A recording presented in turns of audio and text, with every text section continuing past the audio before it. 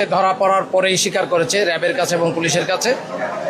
আমরাও আশা করতেছি যে এই 3 দিনের পুলিশ রিমান্ডের পরে এই ঘটনার মূল রহস্য উদ্ঘাটিত হবে। আজকে এই আলোচিত ধর্ষণ এই হুজুরকে অ্যারেস্ট করা হয়েছে আপনার ধর্ষণ মামলায়, অর্থাৎ ওনার 11 বছর ছাত্রীকে ধর্ষণ করার অভিযোগে সেই মেয়েটা বা সেই স্টুডেন্ট তারা প্রেগনেন্ট হয়েছে।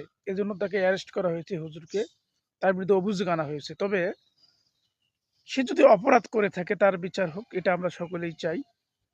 আর আসলে মূলত সে অপরাধ করছে কিনা এটা যদি ডিএনএ টেস্ট না করা হয়, ডিএনএ টেস্ট ছাড়া এটা আসলে মূলত দোষী সাব্যস্ত করা আমার কাছে পসিবল মনে হচ্ছে না। ওনাকে যে 3 দিন আপনার রিমান্ড মঞ্জুর করা হয়েছে, এটা তার প্রতি জুলুম মনে করতেছি আমি। কারণ কোর্টের রায় অনুযায়ী ডিএনএ টেস্ট করা হোক। ডিএনএ টেস্টের মাধ্যমে যদি হুজুর অপরাধী হয়ে থাকে তাহলে তার বিচার হবে।